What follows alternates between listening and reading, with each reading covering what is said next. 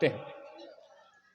मैं एक पार्टी में गया हुआ था, एक लड़का काफी उछल कूद कर रहा था, मंत्री जी शरारत भरी थी उसके रग। मैंने उससे पूछा बेटा आपका नाम? बोला अंकल जी मेरा नाम जगमग। हमने कहा आपका नाम जगमग? बेटा पापा का नाम? बोला पापा का नाम प्रकाश। हमने कहा आपका नाम जगमग, पापा का नाम प्रकाश, मम्मी का नाम जरूर बिजली होगा। बढ़िया है, बढ़िया। बोला अंकल जी मैंने कहा मम्मी का नाम जरूर बिजली होगा। बोला नहीं अंकल जी, मम्मी का नाम तो रोशनी है, बिजली तो मेरी मौसी का नाम है। जय हो जय हो जय हो। हमने कहा मौसी का नाम? बेटा कैसे कह सकते हो कि मौसी का नाम बिजली ही है? बच्चे का उत्तर सुनेगा और इस जागरण के उत्सव को महोत्सव में तब्दील कीजिएगा। मैंने कहा बेटा कैसे कह सकते हो कि मौसी का नाम बिजली ही है? बोला जब अंकल जी बिजली चली जाती है तो पापा कहते हैं साली फिर चली गई।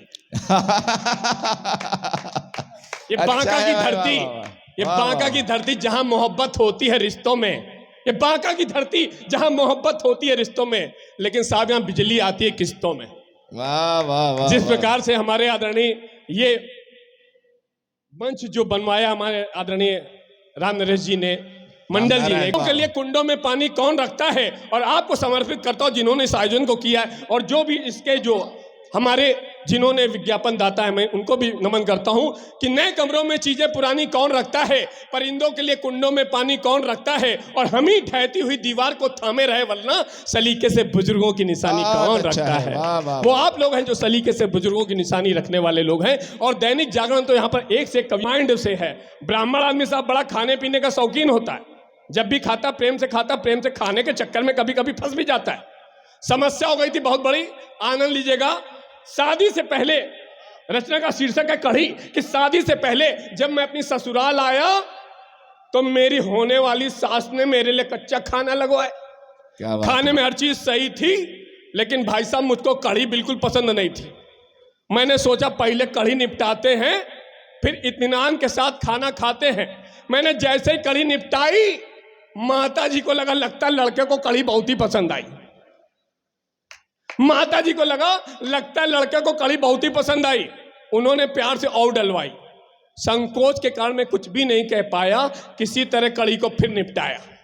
माता जी को लगता है लड़के को कढ़ी ही पसंद है, लेकिन उन्हें नहीं पता था कि संकोच के कारण मेरी जुबान बंद है। उन्होंने सोचा कि रिश्ता किसी भी तरीके से हो जाए पक्का, यही सोचकर उन्होंने कढ़ी का एक कटोरा लाकर और रखा। अच्छा। बोली बेटा प्रेम से खाओ, घर में सब ठीक ठाक है? कितने भाई बहनों ये तो बताओ? कढ़ी देखकर मैं हो गया गमगीन। बात अच्छी लगे समझ में आ जाए, आगे से लेकर के पीछे तक तालियों से आशीर्वाद दीजिएगा। कितने भाई बहनों ये तो बताओ, कितने भाई बहनों ये तो बताओ, कढ़ी देखकर मैं हो गया गमगीन। मैंने कहा माता जी कढ़ी खा के जान बच गई तो समझो 3। ये कहकर मुझे किसी शायर का शेर याद आया, जिसे मैंने ऐसी स्थिति में बड़ा ही माकूल पाया, और जिसे मैंने मन ही मन गुनगुनाया कि अजीज इतना ही रखो, अजीज इतना ही रखो कि दिल बहल जाए, अब इस कदर भी ना चाहो कि दम निकल जाए। बहुत अच्छा। मैंने उनके कढ़ी के कर्ज को कुछ इस तरह चुकाया कि उनकी लड़की को ब्याह कर अपने घर ले आया। अब पता नहीं भाई साहब वो किस जन्म का बदला चुका रही है। अरे खाने में हर रोज मेरे लिए कढ़ी ही बना रही है। होटल में खाना खाते हैं, वो बोली क्या फिजूल खर्ची की बात करते हैं, क्या आप समझते हैं मैं खाना बनाने से तंग आ गई हूं? मैंने कहा नहीं भगवान, मैं बर्तन धोने से तंग आ गया। ऐसी स्थितियां हो जाती। देखिए हर्षवर्धन जी बैठे मुस्कुरा रहे हैं, पत्नी के साथ मुस्कुरा रहे हैं, इनके लिए जबरदस्त तालियां होनी चाहिए। पत्नी के सामने आदमी मुस्कुरा नहीं पाता। अभी बता रहे थे गजेंद्र सोलंकी जी कि डॉक्टर जो है भगवान के पास जो है, डॉक्टर धरती के भगवान होते हैं। भगवान नाराज हो जाए तो डॉक्टर के पास भेज देते हैं, और डॉक्टर नाराज हो जाए, लेकिन एक बात कहना चाहता हूं, अगर डॉक्टर नाराज भी हो जाए तो मरीज भगवान के पास ना जाए, उसके लिए वो जी जान लगा देते हैं। क्या बात है, वाह वाह वाह वाह। तो ये होता है। आइए यहां पर मित्रों एक बात कहना चाहता हूं, यहां पे सभी पार्टियों के लोग होंगे यहां पर, जैसा कि हमारे गजेंद्र सोलंकी ने कहा था। मैं एक बात कहता हूं, कभी किसी पार्टी से मतलब नहीं रखता है ना, मैं बस इज्जत बचानी है। आज इस मंच से कविता सुनानी है, या सुनकर कभी बोला इस मामले में मैं कुछ भी नहीं कह सकता, मैं शरीफ आदमी हूं, मैं कविता नहीं पढ़ सकता। संचालक बोला खाम का मुझको ताव दिला रहा है, एक तो मंच दे रहा हूं, ऊपर से भाव खा रहा है। संचालक के दबाव में आकर संचालक को मान के अपना गुरु, उसने कविता की शुरू कि 26 जनवरी आएगी, 26 जनवरी आएगी, 26 जनवरी आएगी। संचालक बोला भाई इसके बाद बोला 27 जनवरी आएगी, 28 जनवरी आएगी, 29 जनवरी आएगी, 30 जनवरी आएगी, 31 जनवरी आएगी। संचालक बोला इसके बाद, बोला तनख्वाह बढ़ जाएगी। लेकिन दोस्तों महंगाई इतनी बढ़ती जा रही है कि तनख्वाह तन की जरूरतों को पूरा नहीं कर पा रही है। बात हम नहीं कहेंगे, कभी नहीं कहेगा तो कौन कहेगा। बात अच्छी लगे, किसी भी पार्टी से बात अच्छी लगे तो तालियां मिलनी चाहिए। पूरा नहीं कर पा रही। आज आम आदमी महंगाई से रो रहा है और नेता चैन से तालियां बनती भाई।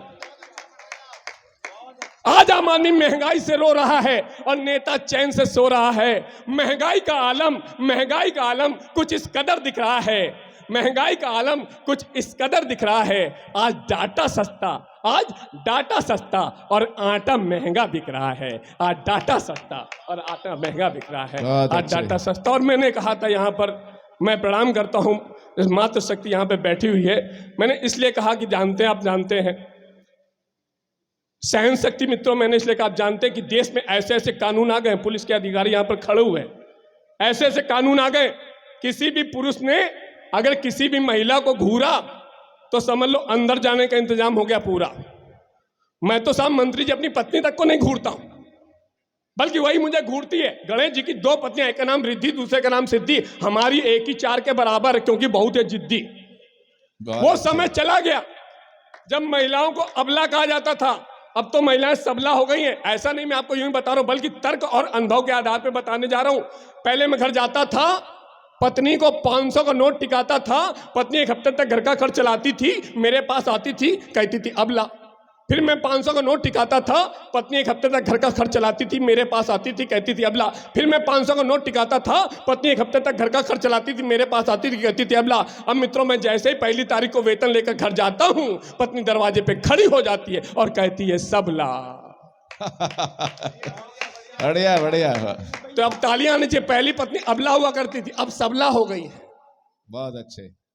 और आपको बता दें, ऐसा नहीं पत्नियां प्रेम नहीं करती, सब टीवी के वाह क्या बात है। मेरी आपने रचना को सुना, आपके सामने लाइव प्रस्तुत करता हूं। कौन सा दिन होता है जब पति ऑफिस से थका हुआ घर आए, पत्नी दरवाजे पे खड़ी होकर उसका इंतजार करे, टकटकी लगाए, उसको देख के प्रसन्नता से मुस्कुराए, उसकी बाहों में बाहें डाल के घर के अंदर लाए, प्यार से सोफे पर बैठा ले, उसके जूते और मोजे निकाले। इससे पहले कि पति को सोचे, पत्नी अपने पल्लू से उसका पसीना पोंछे, उसके लिए मनपसंद नाश्ता लेकर के आए, अरे पानी की जगह कोल्ड ड्रिंक पिलाए, और पति को लगे कि मामला सब ठीक है, तो समझ लो वो दिन कोई और नहीं, महीने की 1 तारीख है। बढ़िया है, वाह वाह वाह वाह। और पत्नी का चेहरा प्रसन्नता से खिल गया है तो समझो पत्नी को पता है कि पति को वेतन मिल गया। बहुत अच्छे। ऐसी स्थितियां हो जाती हैं। लेकिन ऐसा नहीं, एक तो इंटरनेशनल त्योहार साहब विदेशों से अपने आयात किया गया है, फरवरी के महीने में मनाया जाता है, जिस दिन पति पत्नी को, प्रेमी प्रेमिका को, और जानवर भी एक दूसरे से प्रेम करते हैं। इधर से आवाज आ रही, कुछ लग रहा वैलेंटाइन डे, लगता है कि झंडू का केसरी जीवन बांका में भी बिकता है। इनके लिए जोरदार ताली होनी चाहिए कि वैलेंटाइन डे को एक बंदर चिड़िया घर के अंदर अपनी बंदरिया के गालों को प्यार से सहला रहा था और उसे पके हुए केले छील छील कर खिला रहा था। यह देखकर मेरी पत्नी ने मुझसे कहा, देखो जी वो किस तरह से अपनी मोहब्बत का इजहार करता है। एक आप है, मैं जानती हूं कि मेरा साथ आपको कितना खरता है। अरे मैंने कहा कमाल करती हो, ऊट पटांग सवाल करती हो, तुम्हारी आदत ही ऐसी, जगह जगह बवाल करती हो।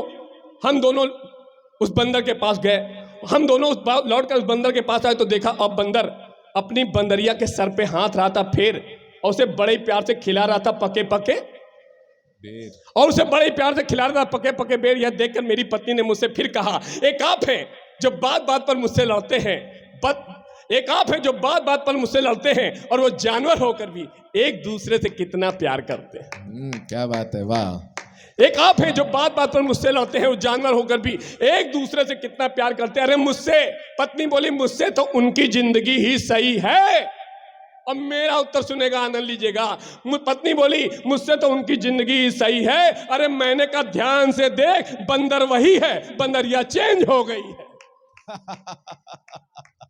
अच्छे, वाह वाह वाह। अच्छा, हम देख रहे जितने भी जनप्रतिनिधि हैं कोई ताली नहीं बजा रहा है, लेकिन इनके अलावा सब चेंज करना चाह रहा है, लेकिन चेंज नहीं हो पा रहा है। प्रेमिका आपके मन को बहुत सुहाती है, भले प्रेमिका आपके दिल को बहुत लुभाती है, हो विपरीत परिस्थिति तो फिर छोड़ के जा सकती है, लेकिन पत्नी जीवन भर का साथ निभाती है। बहुत लेकिन अच्छे, पत्नी बहुत जीवन अच्छा, भर का बहुत साथ अच्छा निभाती दिलीप है। भाई, वाह, वाह, लेकिन वाह, वाह। पत्नी जीवन, और ऐसा नहीं जिस प्रकार से आपका छठ पूजा होती है, पति के लिए बच्चों के लिए पूजा रखी जाती है, इतना कठिन त्योहार होता है। मैं प्रणाम करता हूँ बिहार की धरती को। हमारे यहाँ भी साहब पूजा होती, जिस दिन पत्नी जो है अपने पति की लंबी आयु के लिए प्रार्थना करती, पूजा करती, व्रत करती है, उपवास रखती है। वो दिन होता है करवा चौथ का दिन। इस रचना पर मुझे सम्मानित भी किया गया था कि हास्य रंग के माध्यम से गंगा पर किस तरह से कविता लिखी जा सकती है। बहुत मंच का अच्छा। ध्यान चाहूंगा, स्वागत। आशीर्वाद चाहता हूं, सुनेगा। स्वागत स्वागत स्वागत। जब करवा चौथ का दिन आया तो मेरी पत्नी ने मेरी लंबी आयु के लिए गीत गाया कि घर की नाली में जब तक ये पानी रहे, मेरे सजना तेरी जिंदगानी रहे। घर की नाली में जब तक ये पानी रहे, मेरे सजना तेरी जिंदगानी रहे। यह सुनकर मैंने बड़े गुस्से में कहा, क्या तेरा दिमाग बिल्कुल हो गया खाली? अरे गंगा मैया की जगह गीत में ला रही है घर की नाली, गंगा मैया की जगह गीत में ला रही घर की नाली। यह सुनकर पत्नी ने बड़े सहज भाव से कहा, दरअसल आजकल गंगा जी का पानी हो गया इतना काला कि लोगों ने गंगा को गंगा नहीं रखा, बना दिया गंदा नाला।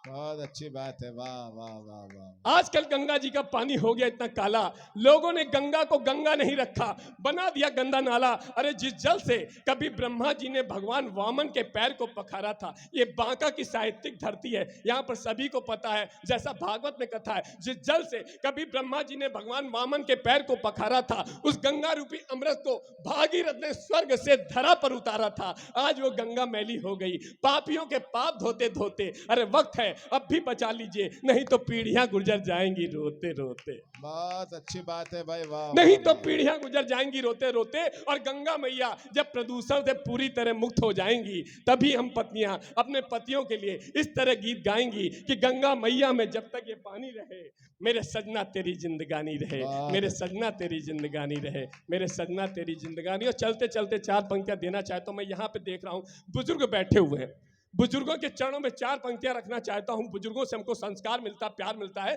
कि मीठी मीठी लोरियां गुनगुनाता कौन है, मीठी मीठी लोरियां गुनगुनाता कौन है, राजा रानी की कहानी अब सुनाता कौन है। और वो तो केवल बुजुर्ग हैं जिनसे बची है संस्कृति, वरना संस्कारों को सिखाता कौन है, वरना संस्कारों को सिखाता कौन है। ये बांका की धरती है। मैं यहाँ के युवाओं को देखता हूँ, युवाओं का बुजुर्गों के प्रति क्या भाव होना चाहिए। चार पंक्तियां दे करके वाणी को विराम देता हूँ। हमारे पास साथ में और भी कवि हैं, उनको आप सुनेगा। चार पंक्तियां अगर अच्छी लगे तो मुझे तालियां आगे से लेकर के पीछे तालियों से विदा कीजिएगा कि किसी के जागरण की तरफ से पंक्तियां ले जाइए मित्रों, अमल कीजिएगा और मुझे आशीर्वाद दीजिएगा।